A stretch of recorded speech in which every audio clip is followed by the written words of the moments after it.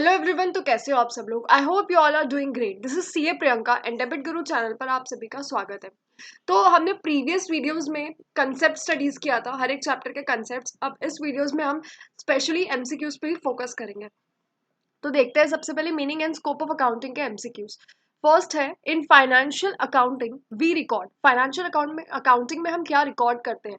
Transactions, हम सिर्फ transactions record करेंगे या फिर कोई भी इवेंट रिकॉर्ड करेंगे या फिर transactions and event which are in part of at least of financial character और नन ऑफ दिस। तो इसका आंसर है C, that is transactions and event which are in part at least of financial character. हम both transactions को भी record करेंगे and event को भी रिकॉर्ड करेंगे। ट्रांजैक्शन मतलब कि हमने परचेज किया या सेल किया या हमें डिस्काउंट मिला या हमने किसी को डिस्काउंट दिया। और इवेंट मतलब सपोज फायर हो गई या फिर कोई भी नेचुरल कैलामिटी या कोई एक इवेंट हुआ है, सो दैट इज इवेंट। और वो event and transactions financial nature की होना चाहिए, that is it should be measured in terms of money only. So इसीलिए हम दोनों को रिकॉर्ड करेंगे but at least of financial character.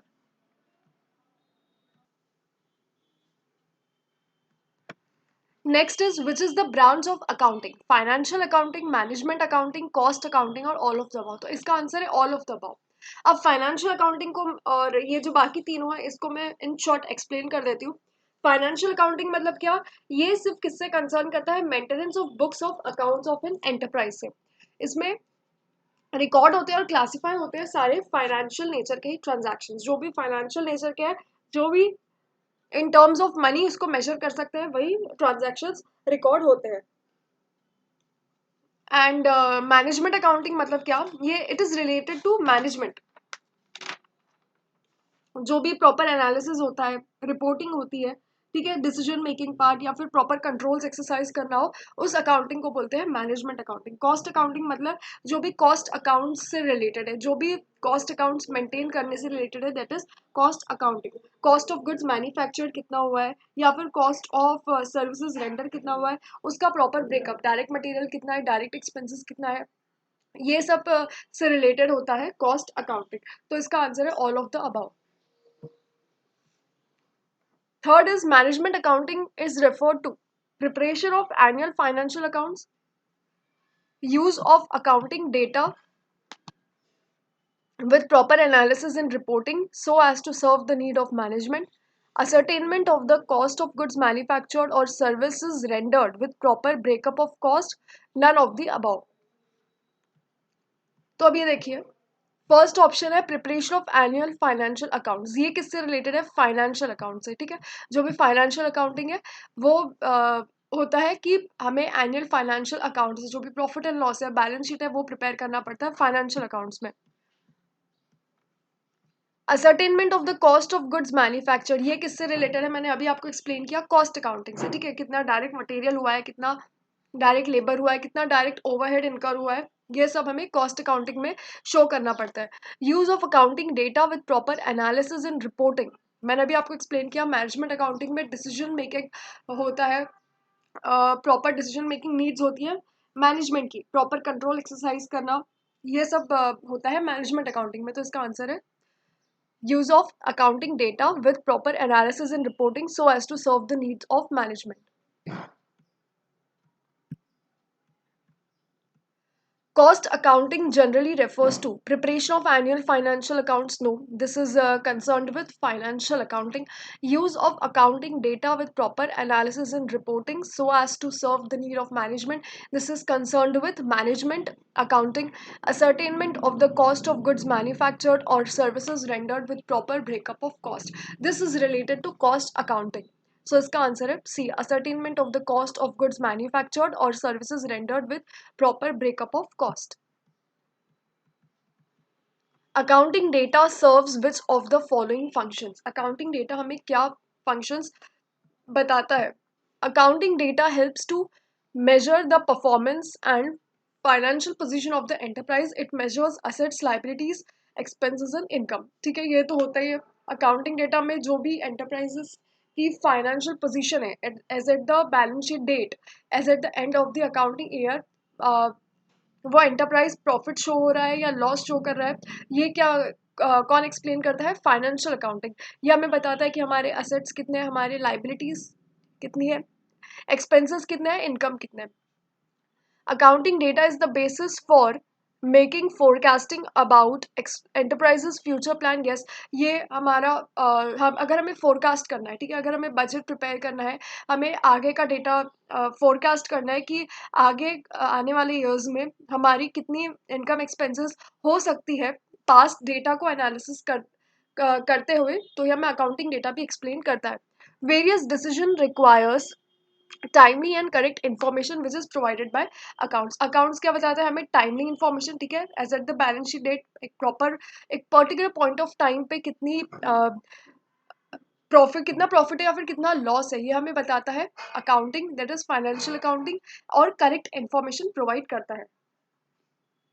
And D is all of the about, इसका आंसर है all of the above. Next is the users of financial statement include lenders, suppliers and other trade creditors, customers, government and their agencies, all of the above. इसका answer है all of the above। Financial statement के users कौन है, हर कोई, investors भी हो सकता है। इन्वेस्टर्स को क्या डेटा चाहिए कि अगर उनको कंपनी के शेयर्स को बाय करना है या फिर सेल करना है या फिर होल्ड करके रखना है, तो उसके लिए उसे उन्हें कुछ डिसीजन लेना पड़ेगा। वो डेटा वो यूजर्स कंपनी के फाइनेंशियल स्टेटमेंट से ही देख सकते हैं। द ओनर्स, जो भी प्रोप्राइटरी या फिर पार्टनरशिप के ओनर्स है, वो चाहते हैं कि फाइनेंशियल हेल्थ प्रॉपर है या नहीं कंपनी के। एम्प्लॉयज़, ठीक है, कंपनी के एम्प्लॉयज़ को उनका अगर उन्हें रेम्यूनरेशन प्रोवाइड करना है, रिटायरमेंट बेनिफिट्स प्रोवाइड करना है, तो एम्प्लॉयज़ को भी डेटा की नीड होती है फाइनेंशियल स्टेटमेंट्स की। लेंडर्स, ठीक है, अगर लोन देना है, फॉर एग्जांपल बैंक बैंक को लोन देना है, तो बैंक हमारा फाइनेंशियल डेटा चेक करेंगी, हमारी profit and loss balance sheet, हमारे फाइनेंशियल अकाउंट्स को चेक करेंगी bank. Suppliers and other trade creditors, suppliers मतलब जो हमारे क्रेडिटर्स है, जिससे हमने सामान परचेज किया है, जिससे हमने गुड्स परचेज किया है, दे आर और देयर आर सप्लायर्स। तो अगर उनको हमें क्रेडिट पे सेल करना है, तो वो भी देखेंगे कि वो हम उन्हें आने वाले टाइम में उनका क्रेडिट हम रीपे कर पाते हैं या नहीं। कस्टमर्स कस्टमर्स भी देखेंगे कि वो एंटरप्राइज कंटिन्यूसली चल पा रही है या नहीं, और आने वाले ईयर्स में वो एंटरप्राइज प्रॉफिट जनरेट कर पाएंगी या नहीं। गवर्नमेंट भी देखेगा जो भी टैक्सेशन पॉलिसीज है उसके लिए। पब्लिक भी देखेंगी कितना ट्रेंड हो रहा है, कितने रिसेंट डेवलपमेंट्स हो रहे हैं एंटरप्राइज की प्रॉस्पेरिटी में, और एंटरप्राइजेस की क्या एक्टिविटीज़ है। तो इसके यूजर्स है lenders, suppliers, creditors, customers, government and their agencies, public. So the correct answer is all of the about.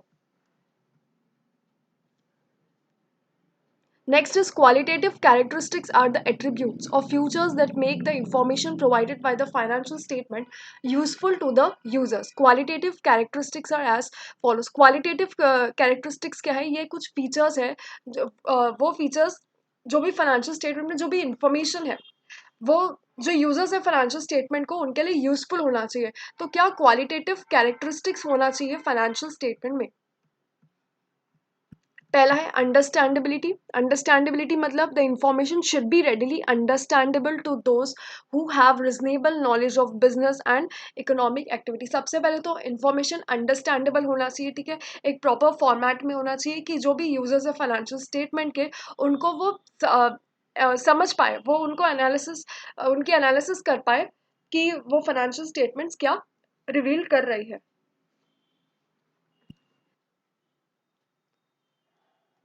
Second is relevance. Information has relevance when it influences the user's decision making. अगर users की decision making है वो influence हो रही है उस information से, जैसे कि investors है, investors को अपने shares को buy करना है या sell करना है या hold करना है, वो information देख के अगर वो investor को decision making लेने में help हो रही है, that means the information is relevant for the user. Nature of information and materiality. Information is material. अब material कब है information, जब अगर कोई मिस स्टेटमेंट, अगर कोई गलती हो गई, तो इससे उस यूजर की डिसीजन मेकिंग इम्पैक्ट होगी, ठीक है। अगर एक छोटी सी मिस्टेक हो गई, उस वो materiality is depend on the size of the entity, ठीक है। अगर एक एंटिटी का टर्नओवर है 100 करोड़ का, और अगर उस एंटिटी में 500 रुपीज का थेफ्ट या लॉस जो भी हो रहा है वो हो गया है, so that is not material for that entity. But अगर एक एंटरप्राइज है, उसका टर्नओवर है सपोज ओनली 20 lakhs और 30 lakhs, और उस एंटरप्राइज में 50,000 का थेफ्ट हो रहा है, so that is material amount for that entity. Next is reliability. Information is reliable if it is error free. अगर इंफॉर्मेशन में मिस्टेक्स नहीं, अगर हमारे बैलेंस शीट, अगर हमारे फाइनेंशियल स्टेटमेंट्स में मिस्टेक नहीं है, that means it is reliable, it is unbiased, वो न्यूट्रल होनी चाहिए, ठीक है, and gives faithful representation. Faithful representation मतलब that is should give information what it purports to give. जो इंफॉर्मेशन उसे देना है वही वो दे रही है. For example, if an asset is shown in balance sheet, entity must have it. अगर एसेट उस बैलेंस शीट में शो हो रहा है, अगर एंटिटी ने furnitures and fixtures for example entity के बैलेंस शीट में शो किया है, दैट मीन्स वो एंटिटी के पास इन हैंड फिजिकली उसके एंटरप्राइज में वो फर्नीचर एंड फिक्चर्स दिखने चाहिए. That is faithful representation. And fourth is all of the about. इसका आंसर है all of the about. So these are the qualitative characteristics of financial statement. Next is, what is the role of chartered accountant in society? To maintain the books of account in a systematic manner. Yes, ठीक है, chartered accountant को books maintain करना चाहिए proper manner में. एक ऐसी systematic manner होना चाहिए कि उससे जो भी यूजर्स है उनकी डिसीजन मेकिंग एबिलिटी इम्पैक्ट कर पाए, मतलब उससे यूजर्स को डिसीजन मेकिंग लेने में हेल्प हो. To act as a statutory auditor, for example, under the Companies Act, Income Tax Act, Cooperative Societies Act. Yes, statutory auditor भी होता है chartered accountant. To act as an internal auditor, internal auditor भी होता है. Liquidator होता है, अगर कोई company liquidate हो रही है, so a chartered accountant can become a liquidator of the company too. As an arbitrator, अगर कोई dispute हो रहा है, that means वो arbitrator है, अगर उसे dispute को resolve करना है, तो chartered accountant can be an arbitrator also. All of the above. तो इसका आंसर है all of the above. Next is, accounting is an art of recording, classifying, and summarizing in a significant manner and in terms of money transactions and events which are in part at least of a financial character and interpreting thereof. Yes, accounting का मतलब क्या है? Record करना, transactions को record करना, record करने के बाद क्लासीफाई करना, ठीक है, उसे प्रॉपर अकाउंट्स में क्लासीफाई करना, एंड समराइज करना. समराइज कैसे करेंगे? हम लेजर अकाउंट प्रिपेयर करेंगे, उसमें सब सपोज परचेज के ट्रांजैक्शंस है, हम पूरे परचेज के ट्रांजैक्शंस एक लेजर में इंक्लूड करेंगे, और उसका बैलेंस जो भी आएगा उससे हमें प्रॉपर पता चलेगा कि हमने ओवर ईयर कितना परचेज किया है in a significant manner in terms of money, ठीक है. नॉन मॉनेटरी टर्म्स में नहीं होती है कभी भी accounting, in terms of money always. Transactions को एंड इवेंट्स को जो फाइनेंशियल कैरेक्टर के हैं एंड उसको इंटरप्रीट करना. नेक्स्ट ऑप्शन है, a systematic and regular record of events affecting a firm with a view to obtaining a clear financial picture. Not only events, accounting record transaction also. तो इसका answer ये नहीं होगा. Next option देखते हैं, preparation of various financial statements over a period of time of a firm to measure its performance in monetary terms. No, not various financial statements. तो इसका answer है A, an art of recording, classifying and summarising in a significant manner and in terms of money transactions and events which are in part at least of a financial character and interpreting thereof. Next है, consider the following statements and state which statement is correct. अब इसमें देखना है कि कौन सा statement correct है. Bookkeeping is larger to the accounting. No, this is incorrect. Accounting is larger to bookkeeping. Bookkeeping is narrower in scope than accounting. Accounting relates to the designing of whole system of recording, classifying and analyzing transactions. Yes, हम accounting में record करते हैं transactions को, उस transactions को classify करते हैं, then उस ट्रांजैक्शंस को हम एनालाइज करते हैं. A bookkeeper requires more knowledge and understanding than an accountant. No, accountant का knowledge is more broader in scope than a bookkeeper. Book keeper क्या करेगा? सिर्फ जर्नल एंट्रीज रिकॉर्ड करेगा, कितने परचेज हो रहे हैं, कितने सेल हो रहे हैं, देन उसके बाद लेजर अकाउंट में क्लासीफाई करना है, वो जो भी जर्नल एंट्रीज रिकॉर्ड हुई है उसको किस अकाउंट में डालना है, उसे कैसे प्रेजेंट करना है आगे, वो सब काम होता है अकाउंटेंट का. Work of accountant is more of clerical nature than book keeper. No, book keeper का वर्क ज़्यादा क्लरिकल नेचर का होता है देन एन अकाउंटेंट वर्क. तो इसका आंसर है B, accounting relates to the designing of whole system of recording, classifying and analysing transactions. The main objectives of book keeping are, book keeping के objectives क्या है? Complete recording of transaction, ascertainment of financial effect on the business, analysis and interpretation of data, and A and B both. Book keeper क्या करता है? पहले तो transactions को record करेगा, ठीक है, बुक कीपर ट्रांजैक्शंस को रिकॉर्ड करेगा, उसके बाद वो फाइनेंशियल इफेक्ट, बिजनेस पे उसका क्या फाइनेंशियल इम्पैक्ट हो रहा है वो भी बुक बुक कीपर का काम है असरटेन करना। Analysis and interpretation of data, ये काम बुक कीपर का नहीं होता, ये काम अकाउंटेंट का होता है, तो इसका आंसर है A and B. Complete recording of transactions and ascertainment of financial effect of the business. At the end of the financial year, after sale of goods worth 2 lakhs, 2 lakh का सामान सेल हुआ है, there was a closing stock of 10,000, sale होने के बाद closing stock बचा है 10,000 का। अब ये क्या है? This is event, transaction, both event as well as transaction, none of this, so this is not a transaction, ठीक है। अगर एक क्लोजिंग स्टॉक बचा है तो एक इवेंट है, ठीक है, ये ट्रांजैक्शन नहीं है, इसमें कोई ट्रांजैक्शन नहीं हुआ है, ना ही परचेज हो रहा है ना ही सेल हो रहा है क्लोजिंग स्टॉक में। हमारे बिजनेस में इतना स्टॉक अब as a closing stock maintain किया गया है as at the end of the financial year, so this is an event.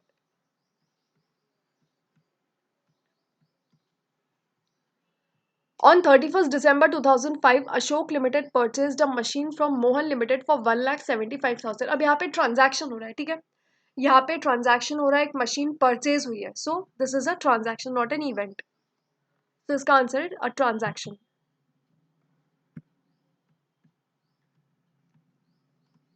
Financial statements are a part of accounting, book keeping, both, none. तो financial statements accounting का part है, ठीक है, हम accounting में फाइनेंशियल स्टेटमेंट्स प्रिपेयर करते हैं। Book keeping में सिर्फ जर्नल एंट्रीज रिकॉर्ड होती है, बुक कीपर का काम है सिर्फ ट्रांजैक्शंस को रिकॉर्ड करना।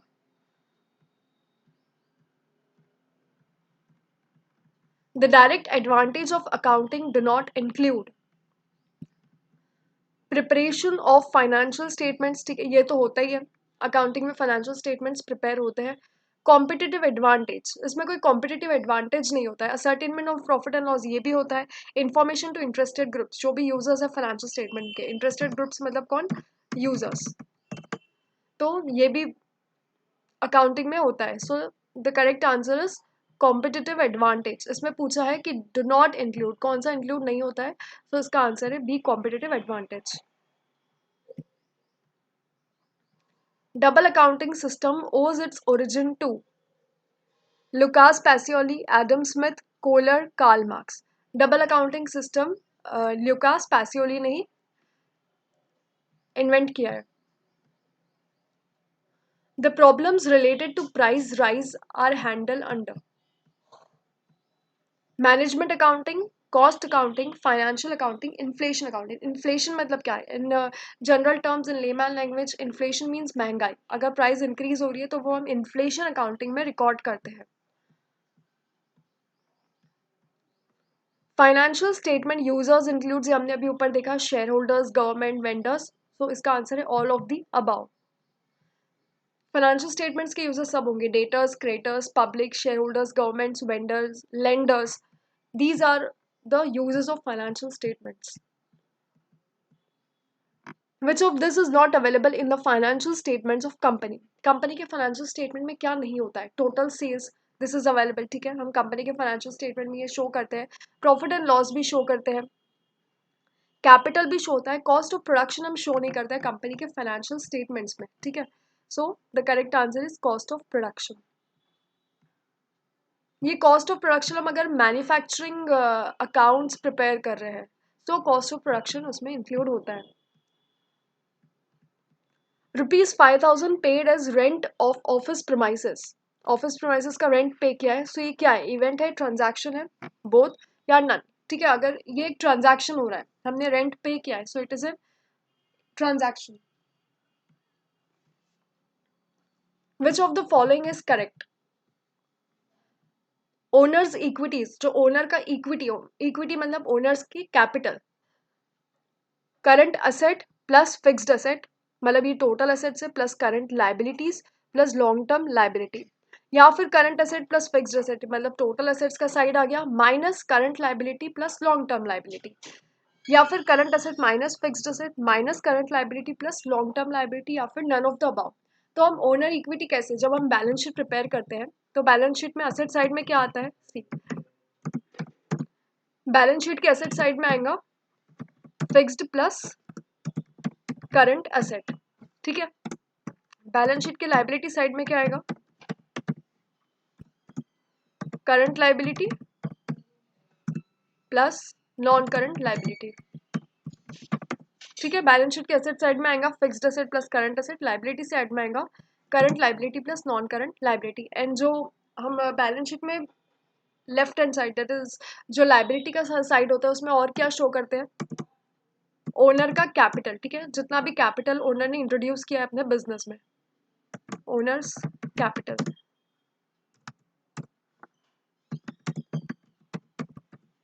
That is the equity. जो भी ओनर की इक्विटी होती है वो भी हम लाइबिलिटी साइड में ही शो करते हैं। सो इसका इक्वेशन क्या बनेगा, असेट, ठीक है, fixed plus current asset, that is current assets plus fixed asset minus, और देन ब्रैकेट में क्या दिया है, current liability plus long term liability. तो जो भी बैलेंस रहेगा that is the owner's capital और equity. Next, if owner's capital is 50,000, liability is 30,000 and fixed asset is ₹70,000, then what is the value of current asset. अब अगर हम proper T format में balance sheet देखें, owner का capital कितना है, 50,000। Balance sheet के लेफ्ट हैंड साइड में आएगा ओनर्स कैपिटल, दैट इज 50,000,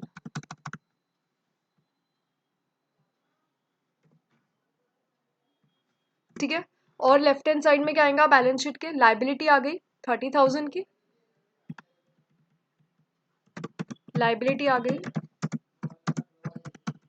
30,000 की, तो टोटल लाइबिलिटी साइड कितनी हो गई,